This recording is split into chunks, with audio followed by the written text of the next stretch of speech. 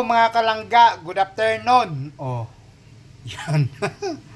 Yan, maggulay po tayo, pampalakas, pampahaba ng buhay. Oh, para maging masaya, matatag, oh,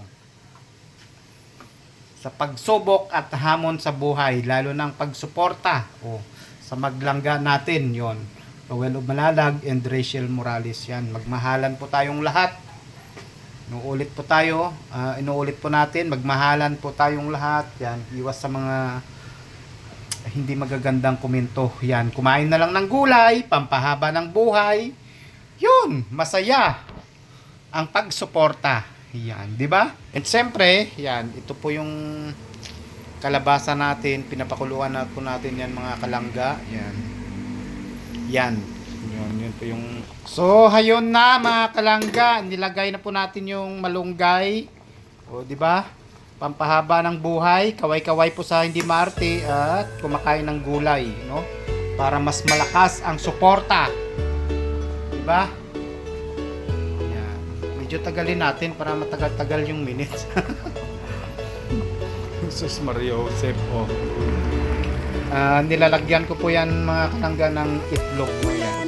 Yung itlog na yun, tanggal sa shell, no? Pagdag sound po natin. Isda lang po lagay natin, 2 piraso na po. Ayan na mga kalangga, nilagyan ko na ng itlog yan, no? Para pagdag sa sahog po natin, no? Masarap din siya, malasa po mga kalangga pag may itlog, no? Sa mahilig sa gulay, ito kasi talagang itong style ng mga Ilonggo, no? Sa probinsya, talagang may sabaw. So, sa sabaw pa lang, kahit walang ulam or sahog na isda, no? Kumbaga masarap na, bawi sa timpla, no? Parang pagsuporta o masaya pag walang sinasagasaan, di ba? Ilagay na po natin 2 isda.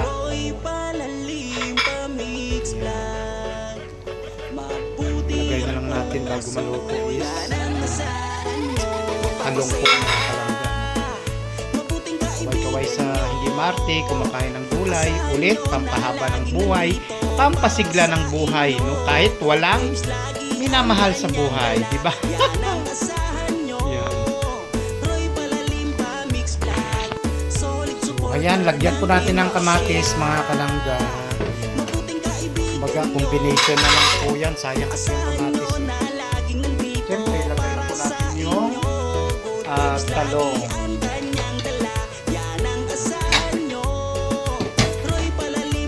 Sibuyas pa pala. Limutan siya, okay lang, no? Parang diba?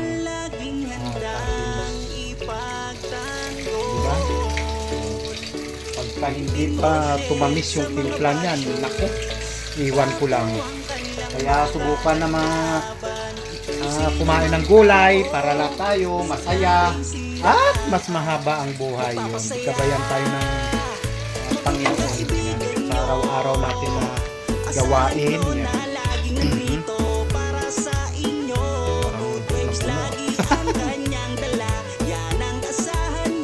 Toppings na lang natin yung sibuyas mga kalangga. So pagka lumambot na yan, ready to eat na. Sana hindi madurog yung kalabasa.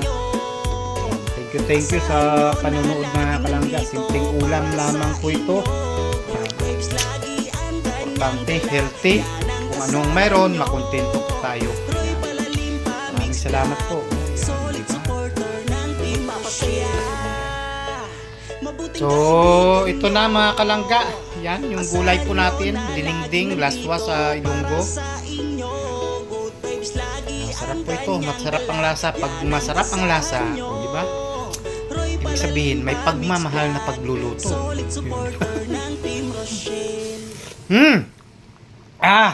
Ang sarap. Ayaw ko na. Yan. Ayaw ko na magpapigil.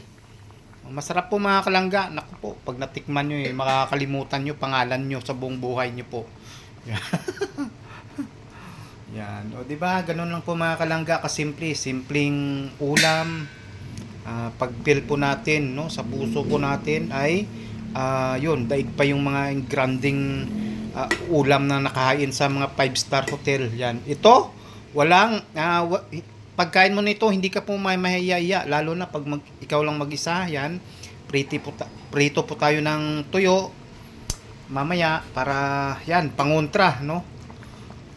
Pangontra sa mga masasamang kwan. Yan, partner po natin, magprito tayo ng tuyo. And siyempre, may isda po yan mga kalangga, no? Yan. Para kwan. So, ulit, maraming salamat po mga kalangga. Luto na po ito. So, kain po tayo. Huwag po tayo mahiya. Yan.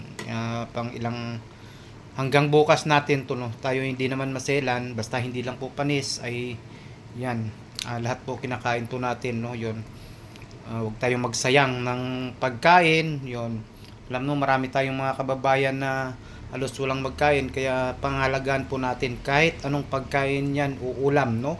Basta paglutong bahay, ayusin lang po natin pagtimpla para masaid po. Yan. So, ulit, maraming salamat mga kalangga. Magandang gabi. Yun, ingat po tayong lahat. At thank you kahit papano may update po tayo, no? Happy 3 years anniversary sa team po natin. Sa Team Rochelle Fans Worldwide. Yun. Maraming salamat po. Huwag na tayo magbanggit ng mga kwan. Basta sa lahat ng members dyan, no? Yan. Baka hindi pa tayo kwan bukas. Thank you mga kalangga. Bye-bye po. Ingat po tayong lahat.